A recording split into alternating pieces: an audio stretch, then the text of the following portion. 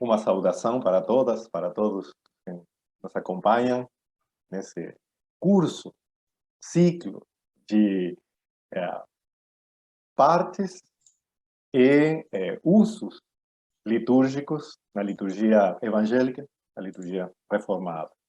Obrigado ao companheiro, amigo, irmão, mestre, reverendo Sandro Xavier, Nádiz de Brasília. Eu envio um abraço aqui do Paraguai para todas e todos os que nos acompanham de onde for. Frio aqui, Hoje, hein, Andrés? sim. Frio aqui, só para dizer para vocês, ó, estamos aqui com nossos queridos... Bom, estava 7 graus, mas agora vai atualizar. E agora nós está mais quentinho, 13. Ah, tá bom. Aqui também estamos com 13 graus. Olha aí, Ah, que maravilha. tá bom demais. Fresquinho. Tá bom É para aquela um secura café. que a gente gosta, né? Isso, aqui em Assunção é uma umidade boa. Uhum. Brota água do chão. É muito lindo. E Para o aquele frio calor ideal. que por essa umidade, chega a sensação térmica de 55, né? Ou mais. Ou mais. Uma boniteza da vida. Exato. Estamos aí, vamos Pois lá. é, meu irmão, minhas irmãs, meus irmãos que nos acompanham, amigos. Hoje vamos falar da parte central do culto cristão, que é a leitura e a pregação da palavra de Deus. A reforma recuperou a centralidade da palavra. Não que a igreja tenha perdido na sua história, mas ficou um pouquinho do lado, mais como um ensino doutrinário, a famosa catequese, uma palavra que nós, reformados, evangélicos, deixamos um pouquinho lá no cantinho, não? por reminiscências, mas que significa justamente isso: instrução, ensino, repetição. E a palavra de Deus, que se lia no culto cristão, especialmente durante a Idade Média, ficou assim, só como um ensino doutrinário. Era a catequese para o povo, mas perdeu a vitalidade. A reforma, o que fez, todo o movimento da reforma, os luteranos, os calvinistas, os anabatistas, os anglicanos, todinhos os movimentos da época da reforma centralizaram na vitalidade da pregação da palavra. Lutero chegou a dizer, isso vamos falar um pouquinho mais para frente, mas chegou a dizer uma coisa chocante, quando a gente tira de contexto, mas ele falou: seria bom a gente jogar fora qualquer livro de doutrina cristã e voltar para a pura pregação do Evangelho de Cristo. Só proclamar as palavras de Cristo e dos apóstolos. Por isso bastava a palavra viva no meio da comunidade. Eram os exageros da época, né? Os exageros... Entretanto, também... os exageros hoje fazem a gente também querer dizer isso, né? Isso mesmo, a isso eu queria apontar. Hoje,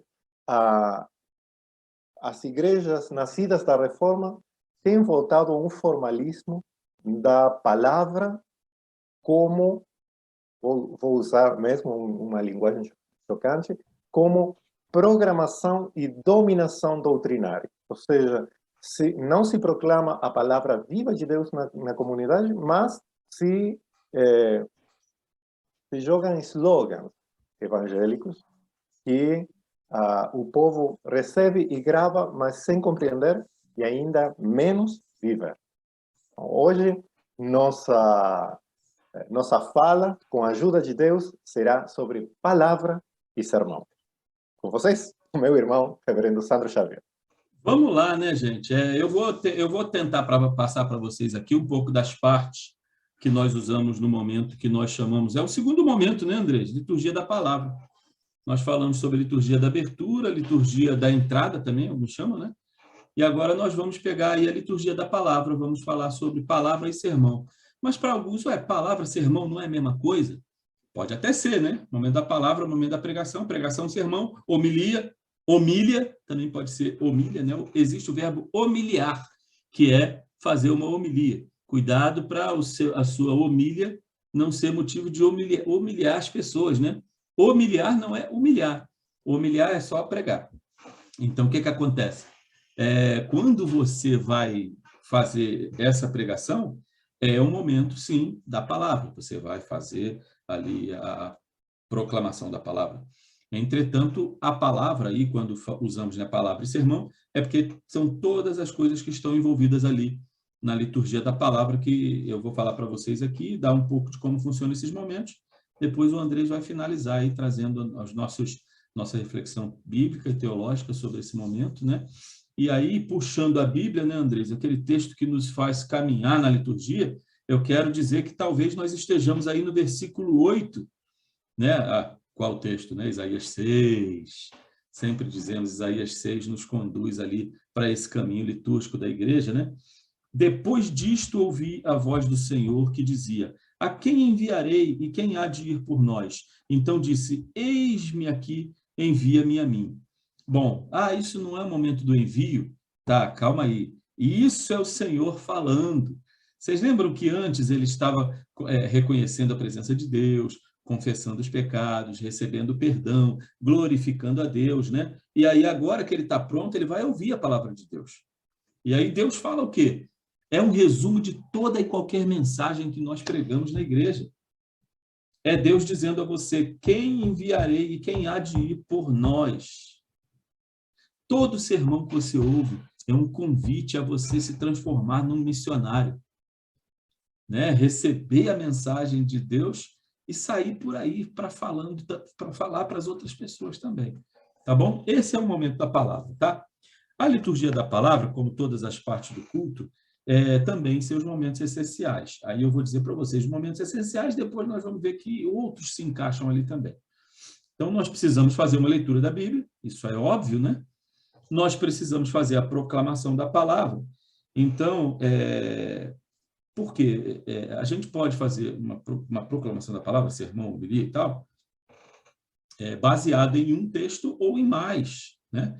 Nós somos convidados a fazer 4 leituras no momento da liturgia da palavra, né? A leitura do Antigo Testamento, a leitura de um salmo, a leitura de uma epístola, né? Que aí você vai englobar Atos, Apocalipse também, né? E a leitura do Evangelho, que essa não poderia deixar de ser feita. Em muitas igrejas, o pastor é convidado a pregar e ele vai lá, faz a leitura de um salmo, prega sobre aquilo, e o evangelho é completamente ignorado. Então, deveria-se fazer a leitura do evangelho sob quaisquer circunstâncias na igreja, ainda que o sermão não seja baseado nele, tá bom? O certo é que o evangelho viesse corroborando aquilo que o pastor tivesse escolhido como tema do seu sermão. Ele vai pregar sobre um texto em números? Ok, não tem problema. Mas que ele faça a leitura de um evangelho que tenha correlação com aquele tema dele, confirmando, corroborando, especialmente com as palavras de Jesus, o que ele está dizendo no sermão dele, tá bom? Por isso que tem a escolha desses 4 textos. Ainda que você não faça os 4, pelo menos o evangelho. Mesmo que você pregue baseado num texto que não seja o evangelho, tá bom? Então, é na liturgia da palavra que nós vamos trabalhar o contato da comunidade com a mensagem preparada e inspirada por Deus para a igreja, tá? Então, cada parte, eu já falei das essenciais. Precisamos ler a Bíblia, precisamos fazer o sermão, e uma outra que eu não falei, que é a oração de intercessão. Tá? Ela também faz parte do momento da palavra e ela é essencial. Em muitos cultos, ela é mobilizada? Não, não é mobilizada, não.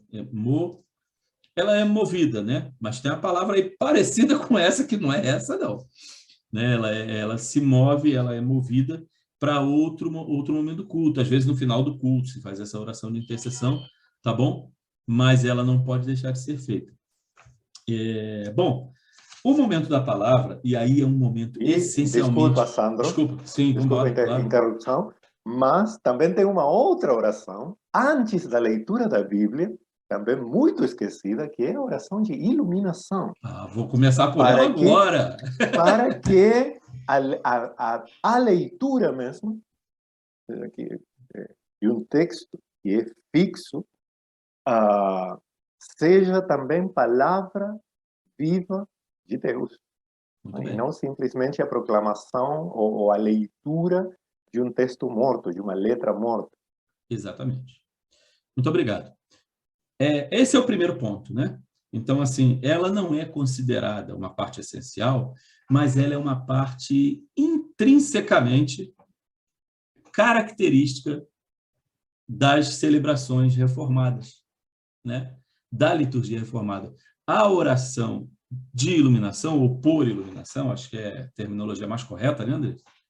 Oração por iluminação, ela caracteriza um culto reformado, um culto presbiteriano.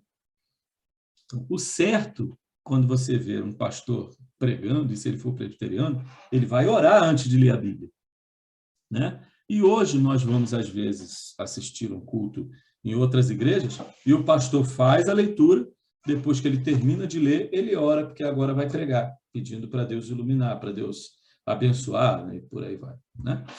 Na verdade, a oração de iluminação, como disse muito bem o reverendo Andrés, deve ser feita antes da leitura da Bíblia, porque na leitura da Bíblia, Deus já está falando ao seu coração.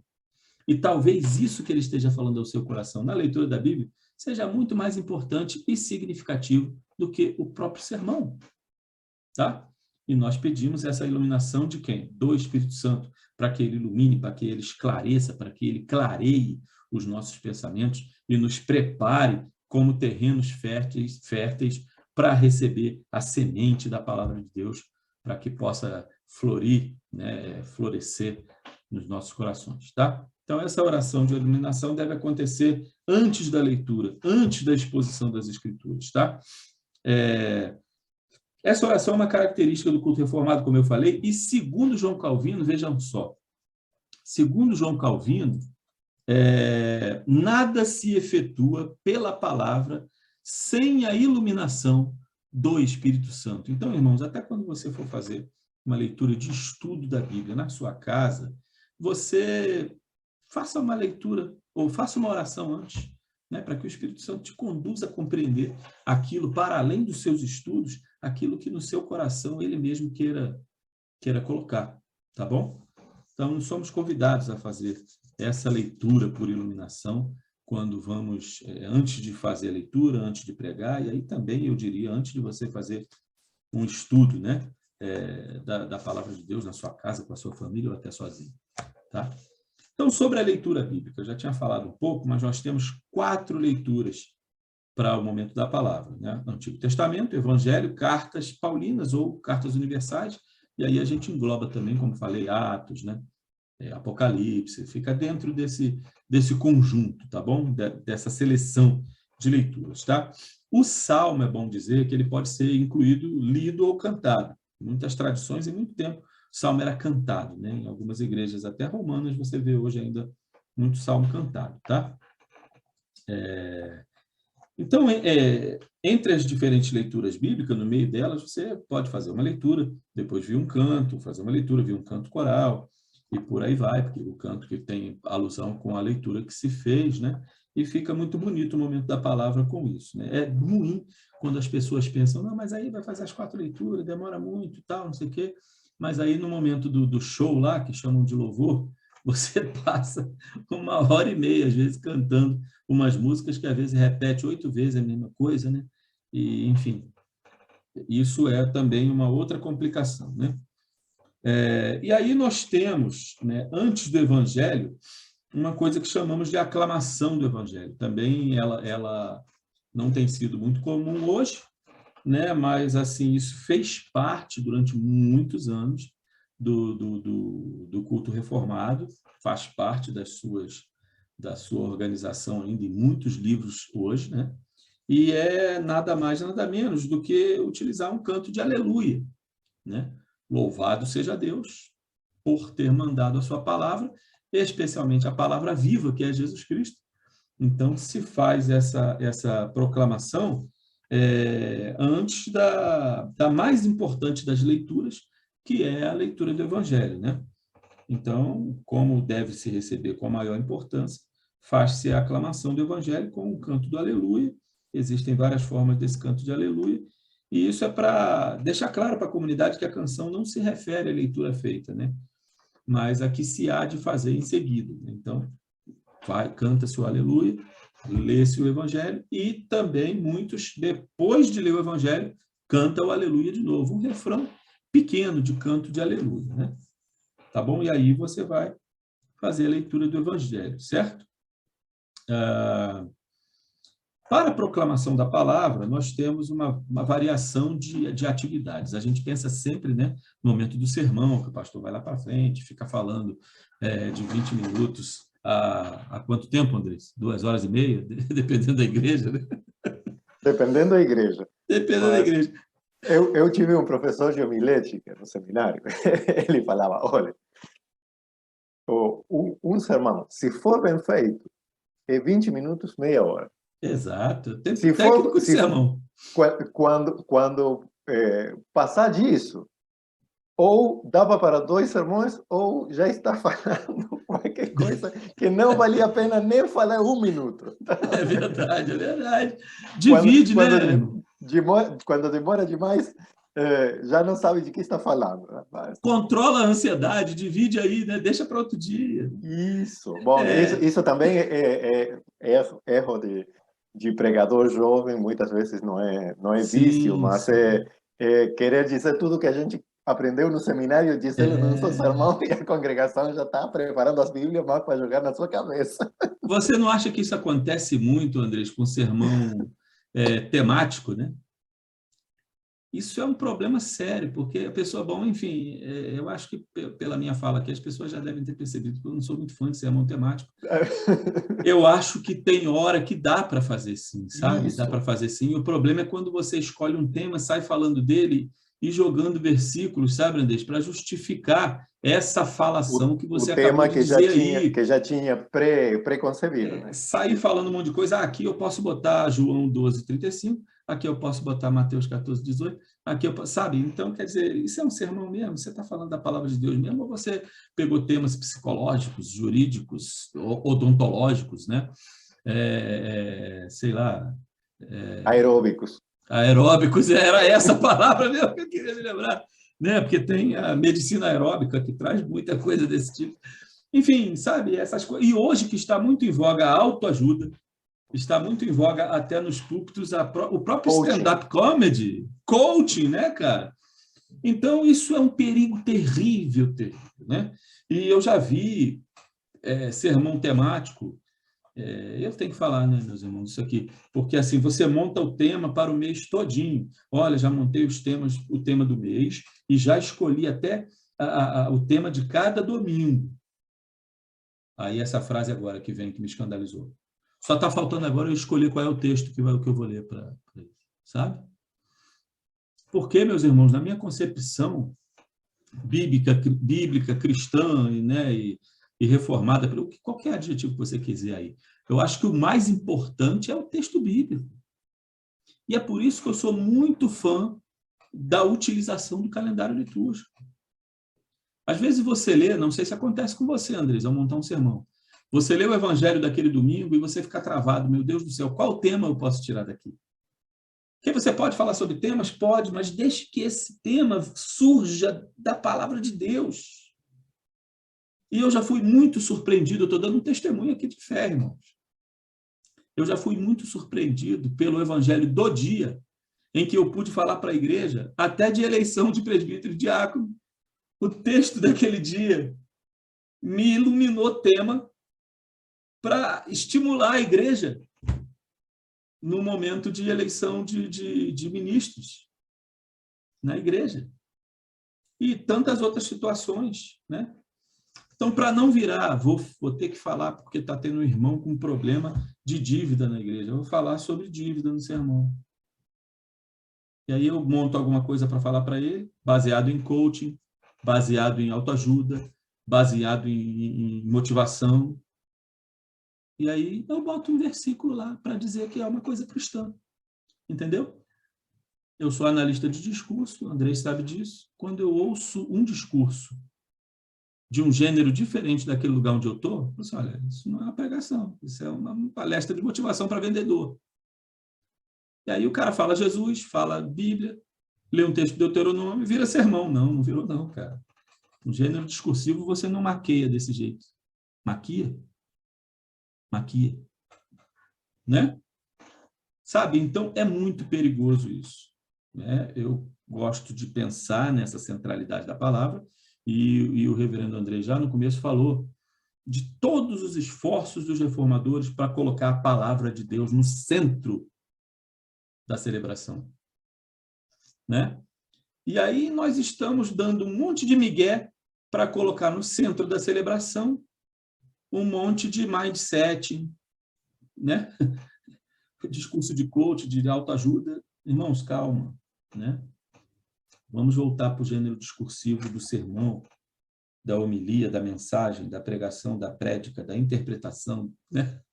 Falei todas as palavras aqui que você pode usar. Faltou a homilia, né? Então, geralmente, o sermão fica mesmo parecendo uma palestra, né? Onde ali a pessoa faz o seu discurso, né? E aí ele fala sozinho, né? Mas, claro, nós temos sermões em forma de diálogo, né? Em que o pregador vai ao meio da congregação e faz perguntas para um, para outro, né? Outros fazem como uma aula mesmo, coloca o PowerPoint lá e apresenta algumas coisas. Não existe uma fórmula para isso, tá?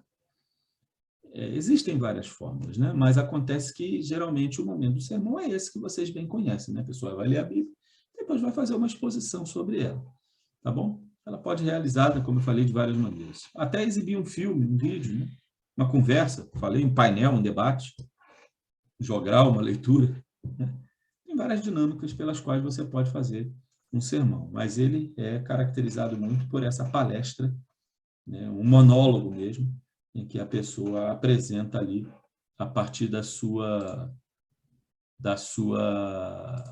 como é que chama? Condição de pregador mesmo, né? Logo após isso daí, nós temos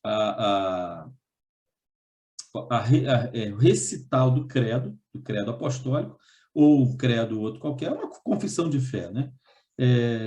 A igreja utiliza muito o credo apostólico e muitas vezes as pessoas pensam que o credo não faz parte da nossa tradição, faz sim. Inclusive, na minha igreja, a Igreja Presbiteriana Independente do Brasil, o credo está lá no nosso manual de culto, faz parte dos documentos oficiais da igreja, e não é uma oração, tá, gente?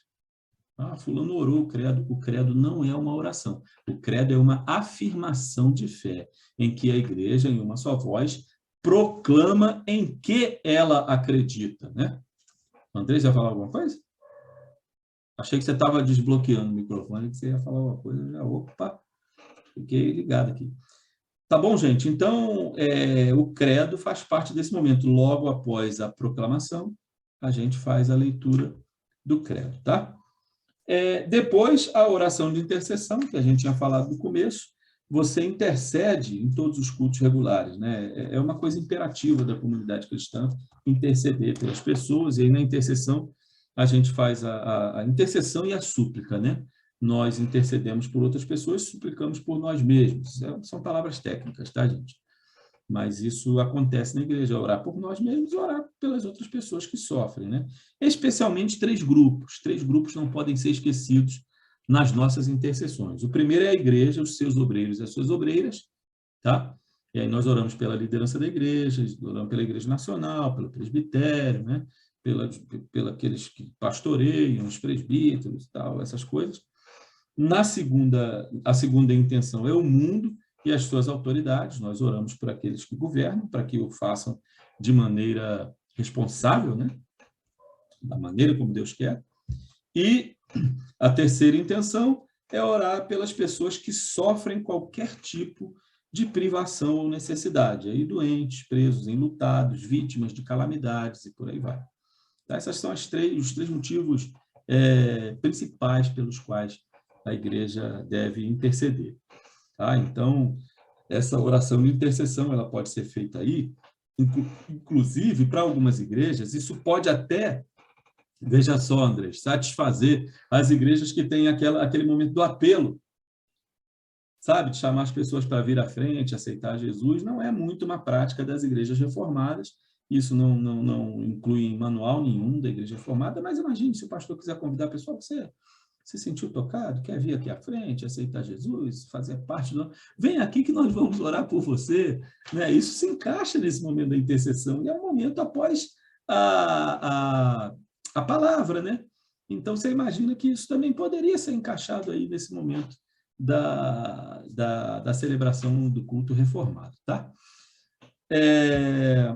E aí tem um momento final, que é um momento em que a gente termina, depois de ouvir o que Deus falou para nós, nos ofertando, que é o momento do ofertório. O ofertório, de verdade, é aquele momento em que você faz ofertas em dinheiro ou bens materiais, né? Então, eu até botei aqui no livro uma anotação, Andrés, que é bom salientar essa parte, já que em outras confissões há uma modalidade de oração denominada coleta. Eu sei que a igreja anglicana faz muito essa oração, e ela é chamada de coleta. Parece que a igreja luterana também tem, se não me engano, né? E aí, você tem que entender que essa coleta são as chamadas orações do povo.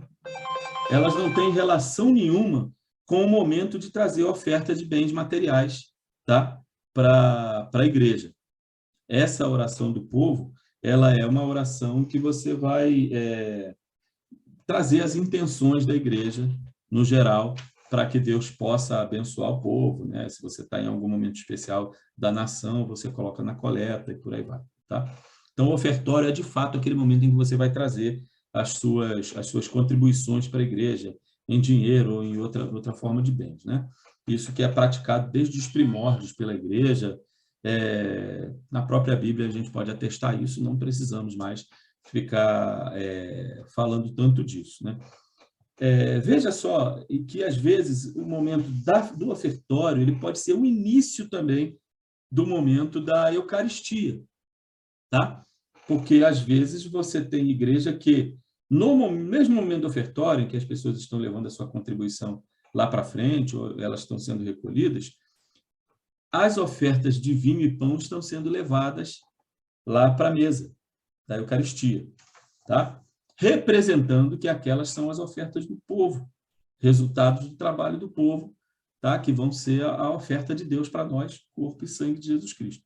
O Nelson Christ, que trata muito de liturgia também, um teólogo luterano, diz o seguinte: nos primeiros tempos, quando a ceia do Senhor era celebrada como uma verdadeira refeição, os membros mais abastados traziam comida suficiente para satisfazer também as pessoas menos favorecidas da comunidade. Eles traziam não só pão e vinho para a ceia, mas também outras ofertas de produtos naturais para os pobres da comunidade. Então, veja que fica aí, né, aquele momento de você trazer uma cesta básica na igreja, e às vezes no ofertório também as pessoas fazem isso, né? Traz 1 quilo de arroz para ajudar a cesta básica, traz uma cesta básica, coloca lá junto no momento do ofertório. Então, naquela época também faziam isso. As pessoas mais ricas traziam não só o pão e o vinho e os outros alimentos no momento da Eucaristia, do ágape, né, da Santa Ceia, mas eles levavam também muitas coisas para as outras famílias que eram mais necessitadas, tá? Então, por isso, em algumas necessidades ainda fazem a colheita das primícias, chama de primícias, remete muito a uma comunidade agrícola, né?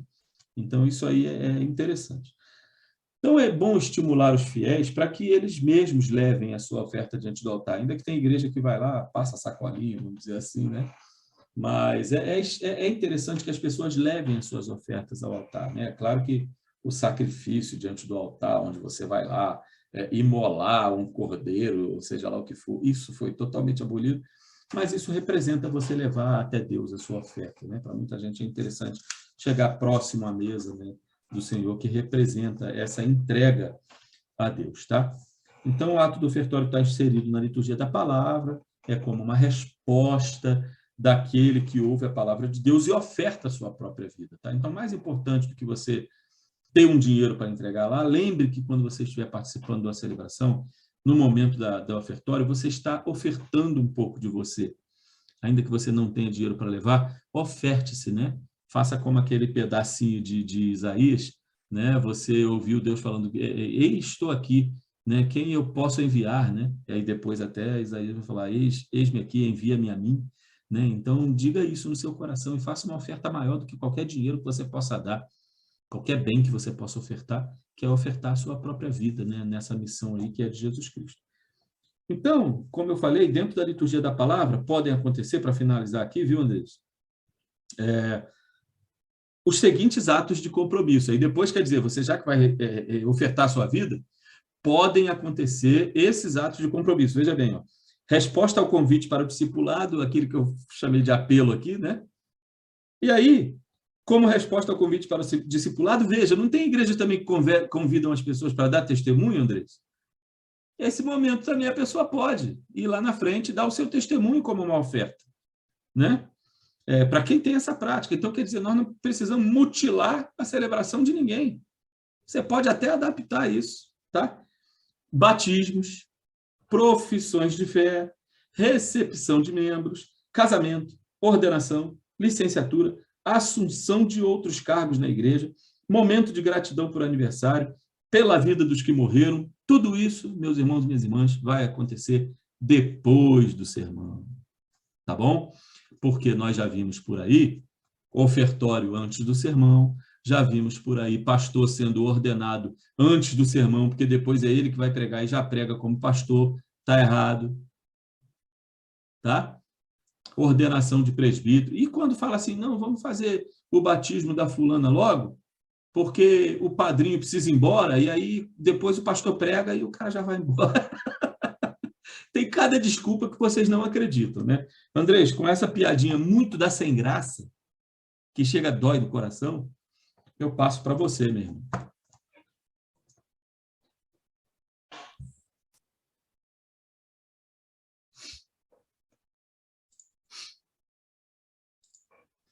Então, eu queria partilhar com vocês. Não, temos muito na Bíblia toda e no Novo Testamento em especial, muito sobre pregação da palavra, sobre ensino da palavra, sobre a iluminação da palavra e sobre efeito da palavra de Deus na vida da gente, como indivíduos, como comunidade, como testemunhas de Deus. Por isso eu vou me limitar a 3 textos bem conhecidos, mas que destacam essa multiforme graça dada a nós na palavra de Deus. A primeira, porque nós partilhamos a palavra viva, porque nós explicamos a palavra e nós ensinamos a palavra. Por uma simples causa. É Jesus que mandou. Em Mateus, capítulo 28, versos 19 e 20, o famoso, a grande comissão de Jesus aos apóstolos, aos discípulos e discípulas, a todos nós que fomos chamados para proclamar as obras de aquele que nos chamou das trevas para a luz, todos nós somos mandados para fazermos isso. Portanto, vão a todos os povos do mundo e façam com que sejam meus seguidores. Como? Batizando esses seguidores em nome do Pai, do Filho e do Espírito Santo, e ensinando-os a obedecer a tudo que tenho ordenado a vocês. Isso nós fazemos pela nossa força? Não. Nós fazemos com a vida, a força e a luz de Jesus, porque Ele prometeu. Lembrem-se disto. Eu estou com vocês todos os dias, até o fim dos tempos. Então, por que a palavra é central no culto cristão? A resposta parece óbvia, mas esquecemos com muita facilidade. É porque Jesus mandou. Agora bem, o que mandou Jesus? Jesus mandou simplesmente fazer aqueles cursinho bíblico de discipulado, mandou aprender um conjunto de doutrinas, uma coletânea de respostas enlatadas, como eu falo. Não.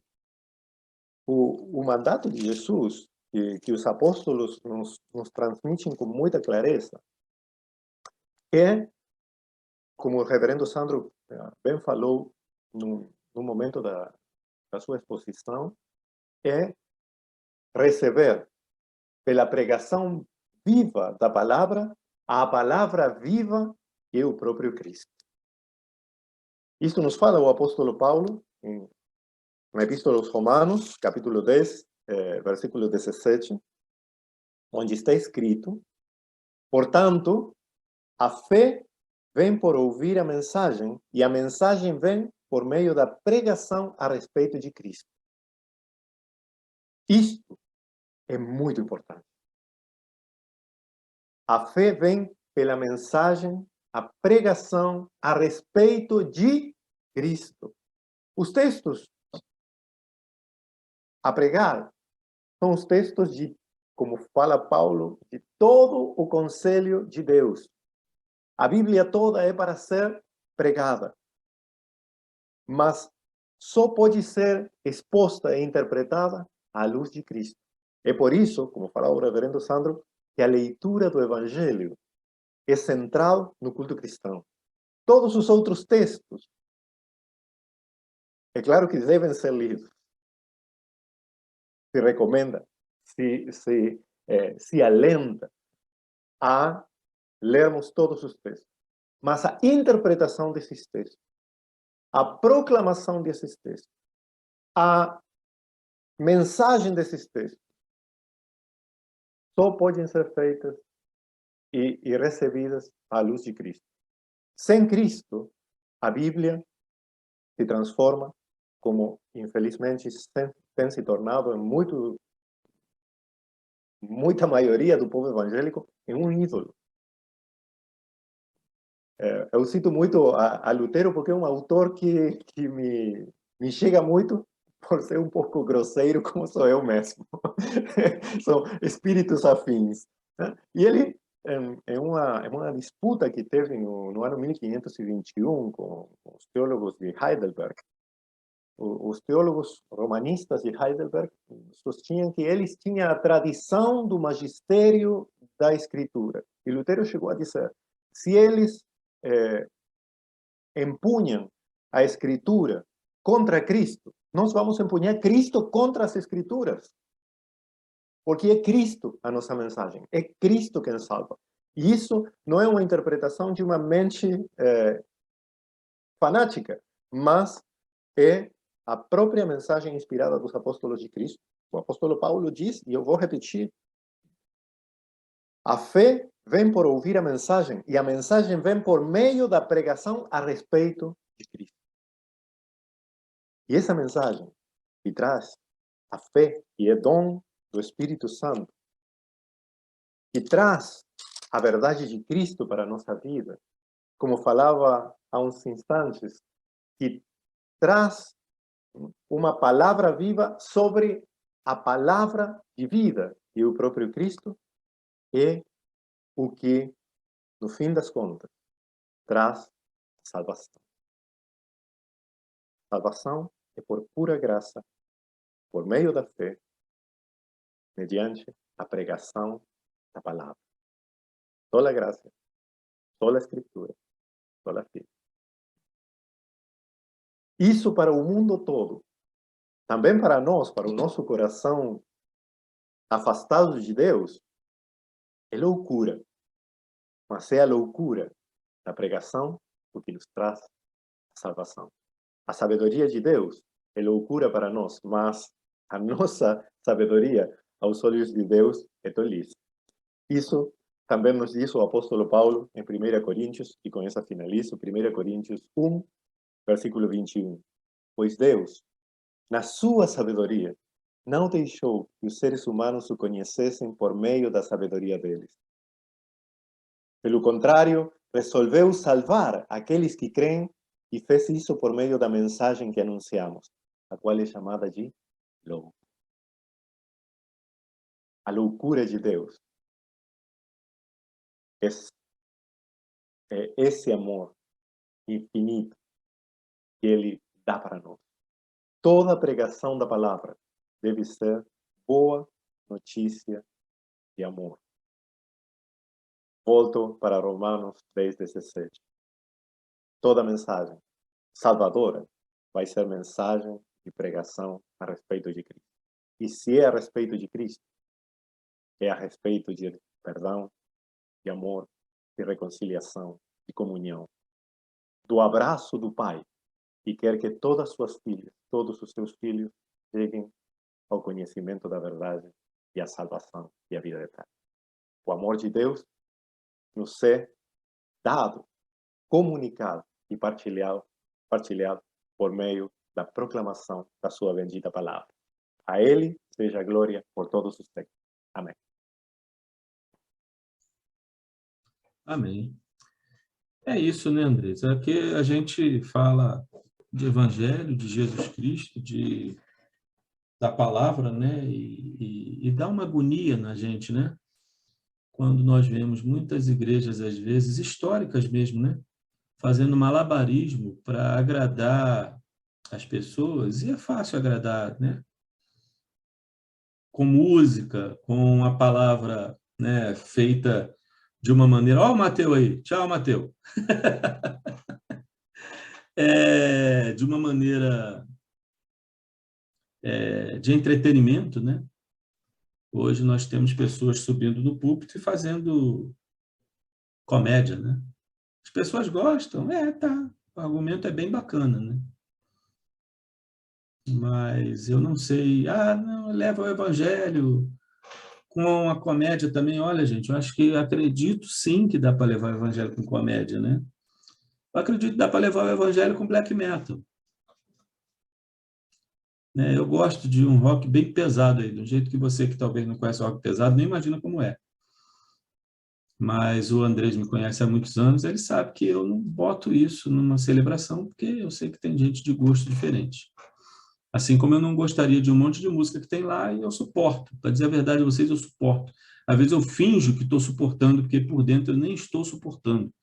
A música é ruim e a letra é pior ainda. Mas as pessoas estão lá fechando os olhos e levantando as mãos, né?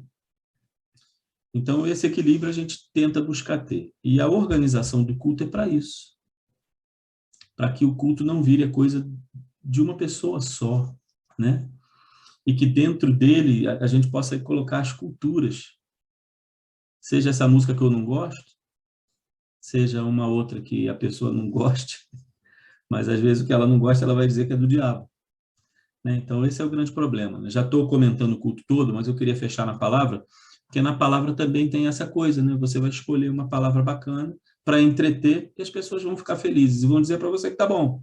E você vai ser para tentado... instruir ou edificar. Exato, e você vai ser tentado a continuar com aquilo, né, André? Você vai ter que tentado a continuar com aquilo. Porque o coração vaidoso da gente, né? Isso, aí está. Infelizmente, temos chegado ao cumprimento daquela profecia do saudoso Charles Spurgeon. Não? Ele chegou a dizer, vai chegar uma época onde as igrejas, ao invés de procurar ou chamar pastores para alimentar as ovelhas, vão chamar palhaços para entreter os bodes. E nós temos chegado, e acho que é pior. Chegamos aí, né? Chegamos aí.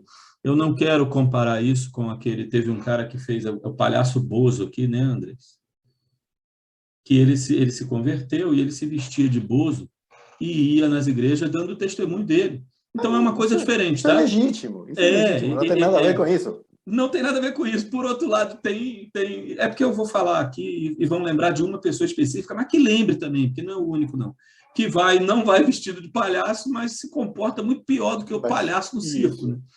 Porque no sermão não é lugar de palhaçada. Não estou dizendo que o pregador não pode contar uma história engraçada, não pode contar uma piada para ilustrar o sermão, não é isso que eu estou dizendo. O que não pode é transformar o seu momento, o seu momento da palavra num stand-up comedy. E as pessoas não estão indo lá para ver sobre que evangelho você vai falar, qual é a palavra de Deus que você vai esclarecer, qual é a piada bacana que você vai contar, cara. Porque o gênero discursivo ali é sermão, é homilia. É a exposição do evangelho e da vontade de Deus para a sua vida. É isso. Né? Eu estou satisfeito, Andrés. Eu não sei você agora. Já me desabafei. Mas com a ajuda de Deus, mesmo com o desabafo, seja para instrução, para edificação e para crescimento do povo de Deus. Com generosidade, com amor, com sabedoria. Como sempre, convidamos a deixar seus comentários, suas críticas, suas sugestões, seus conselhos e também suas experiências. Como é na sua igreja? Como é na sua igreja? O momento da palavra, do sermão, é na sua igreja, na sua comunidade, mesmo pertencendo às mesmas denominações que nós, cada comunidade é uma família diferente, um lar diferente. É como ser brasileiro, argentino, paraguaio, tem características comuns, mas cada lar é um mundo à parte. Então, nos conte como é na sua comunidade. E tem que colocar no culto a sua particularidade, né, Andrés? Tem que colocar no culto a sua cultura. Senão ele lata. Senão vai ficar... E o pessoal pensa, a liturgia engessa. Não, a liturgia é um esqueleto. Eu costumo dizer que a liturgia é um esqueleto, onde você vai colocar em volta do esqueleto a sua carne, o seu músculo, o seu cabelo, a sua cor da pele. Então, você vai ser quem você é. Não é igual ao ser humano? Os seres humanos são diferentes. Mas quando morre, bicho, fica aquela caveirinha igualzinha. A diferença são pouquíssimas, né? São pouquíssimas. Então, a estrutura litúrgica é um esqueleto. Em volta, você vai colocar a sua carne, seu músculo, o seu tom de pele, seu cabelo, ou não, porque tem gente que não tem, né? Alguns precisam de óculos, outros não precisam, e por aí vai, né? Então, enfim, é isso, né, gente? Não é engessar, não, é dar uma estrutura para que você possa colocar ali o seu coração, a sua forma de ser, né? Então, às vezes tem coisa aí que o pessoal fala que não é engessado, Andrés, mas você vai nas igrejas, é tudo igualzinho. É tudo igualzinho. Sermão, até a oração é tudo igual. Tudo igual. Enfim. Agora eu parei de verdade. Vou deixar você encerrar aí. Um grande abraço para todas, para todos. Muito obrigado por nos acompanharem nesses momentos de reflexão, de estudo, de compartilhamento e também de alguns desabafos. No próximo, né, Andrés? Diga, você ia falar da nossa intenção. A nossa intenção é uma intenção de amor, que o povo de Deus volte à palavra, à comunhão comunitária e à vida da igreja, como testemunhas daquele que nos salvou, que nos chamou e que nos enviou. É isso que queremos. Eu acho que assim, só quero corroborar o que o Andrés falou. Participa aí com a gente. Quem sabe, Andrés, ano que vem a gente se anima a fazer um negócio ao vivo, o pessoal perguntando, né? As 3 pessoas que nos assistem. Quantos somos? Somos 10. Minha mãe, sua mulher, Valentina já está falando aí, escrevendo. Né? A Maria Eduarda. Maria Eduarda. Então, e aí próximo encontro, nossa próxima aulinha, vai ser sobre Eucaristia. Nós vamos dividir em 2 partes. E aí, na próxima, nós vamos Eucaristia. Junho, né? E julho nós temos férias. Nesse curso nós temos férias. E eu tenho aniversário. Então... É verdade, é isso. Vamos ver se a gente comemora aí. Isso. Meu irmão, um abraço, fica com Deus. Grande abraço. A gente encerra assim, né? Deus Um abençoe. abraço, tchau. Até a próxima. Até.